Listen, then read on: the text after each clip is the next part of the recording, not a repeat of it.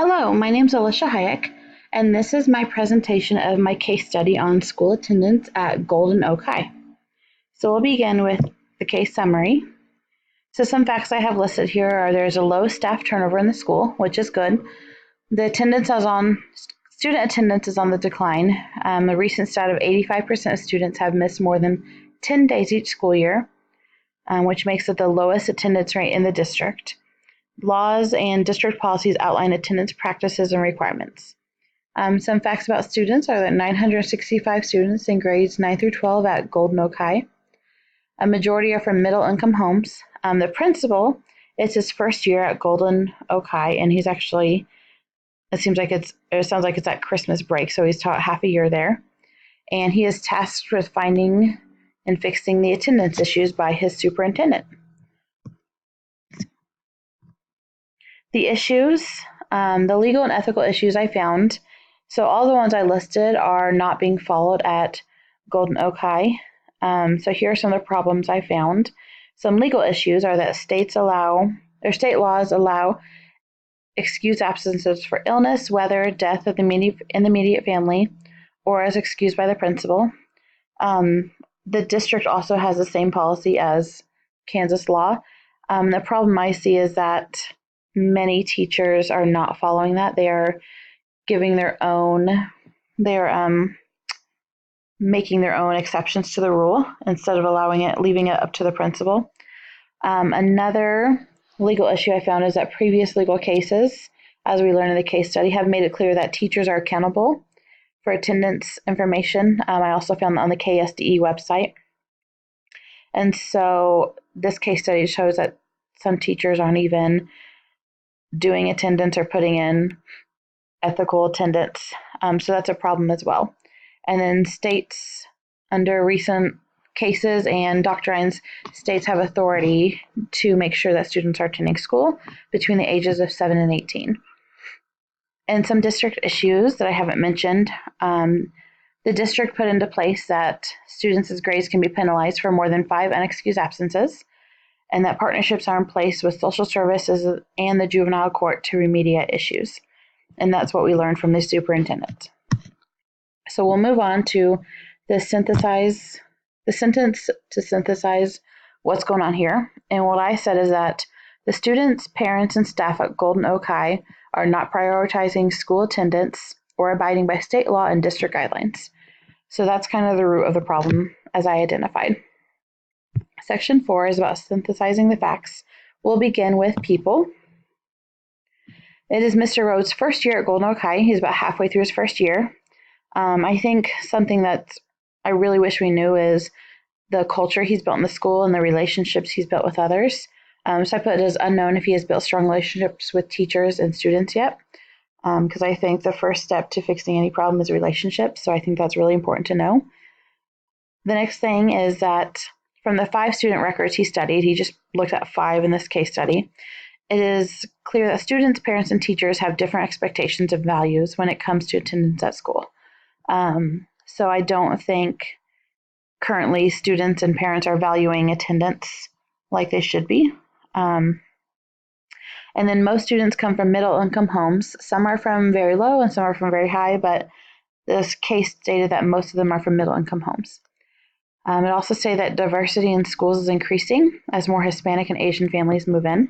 So that's kind of something that's interesting to the case to see if those two things are connected.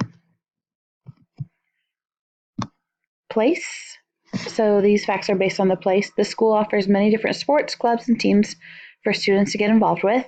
So I think that's a good sign and kind of speaks to the culture that there's opportunities for students to get involved and want to be there.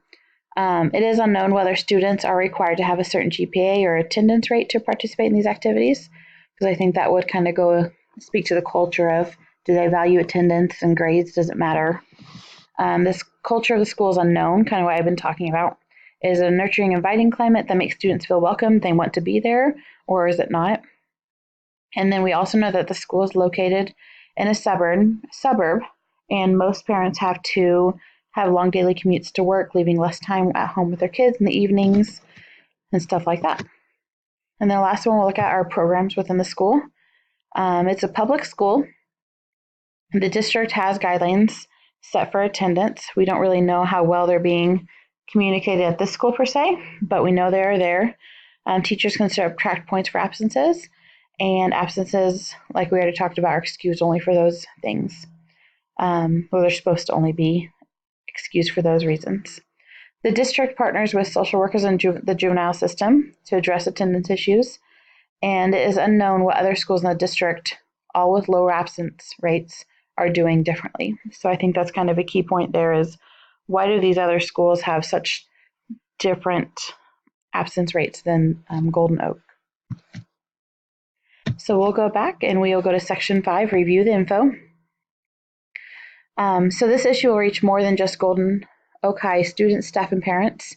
It's bigger than that because these students are eventually going to be members of the community. So I think it really affects stakeholders, which are part of the community. So if unresolved, this attendance issue will cause many high school students to receive less of an education.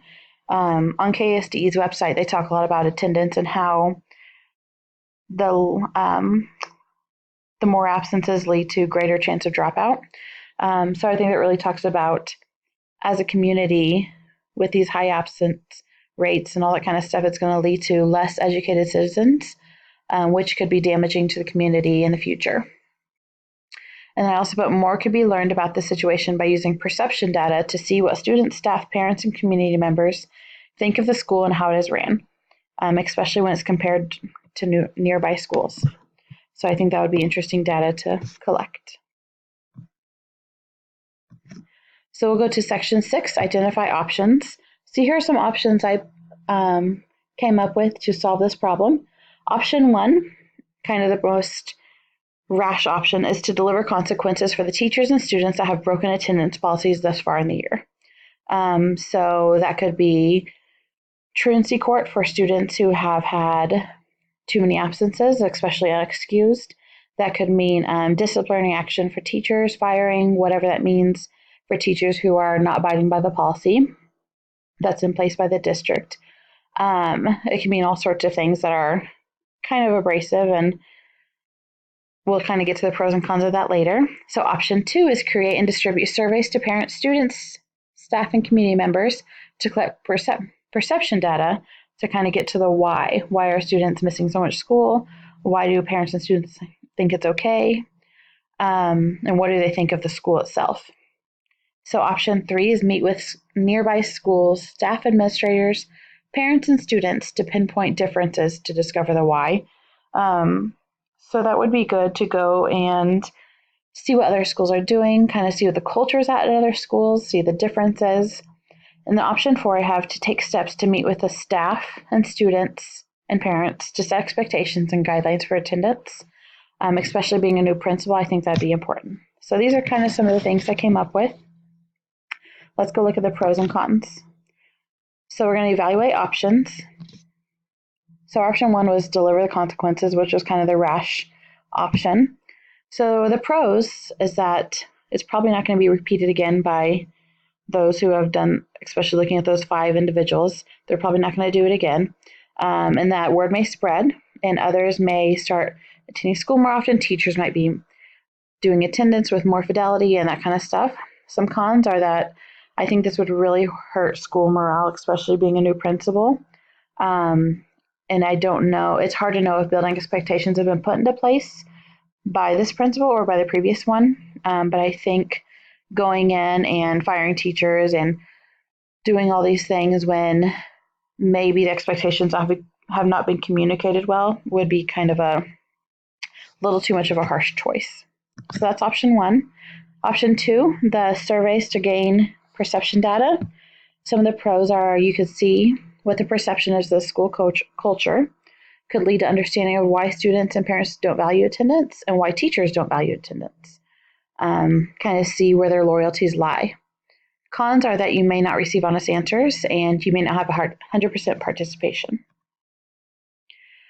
So option 3 is learn from others, and that's about when I talked about going to other schools in the district who are not having problems and see what they're doing differently.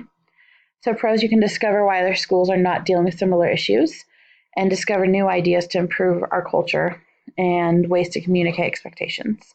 So cons are that it's time consuming. It's not something you can put into place right away. You have to go look at it, make choices. Also, once new ideas are discovered, it may take time to get teachers, staff buy-in. It's going to be a process. Option 4 is to set expectations. So looking at the pros and cons, the pros, clear expectations and message to all, kind of getting a fresh start with a new semester when students come back from Christmas break, have fresh expectations for everybody, teachers included.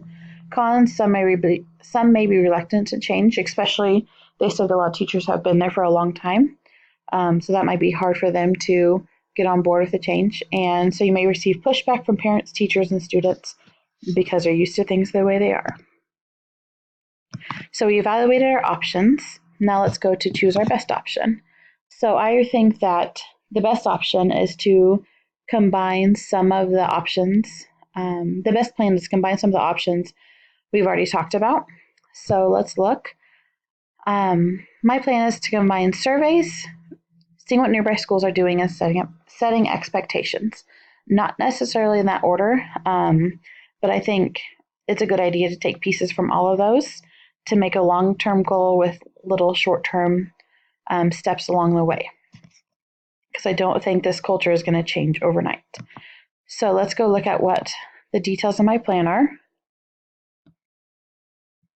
So here's my plan of action. First is to visit with other administrators. That can be done during Christmas break, right when we get back, something like that. So I think that's something that can be done right away. It could be a simple phone call. It could be anything. Hopefully those relationships are already established. So visit with other school administrators, see how they have their expectations set, how they communicate them, and then create my own expectations and guidelines. Communicate that with my superintendent to get his or her support, and then touch base with the social worker and juvenile courts just to make sure I have their support going forward. I think the next step is super important, is delivering them a message. I'll begin with staff members in a meeting where everybody attends and provide data on why it's important, why kids need to be at school, why we need to value it, and then also deliver it to students and their families to make sure everybody gets the same message at the same time at the beginning of a new semester. After that, I think it'd be important to kind of form a committee. So I have other members of the school on the committee and invested, so we can make a plan together and keep improving on our school and keep improving attendance and makes kids want to be there. So kind of the first step in that is to do a survey to gain some perception data.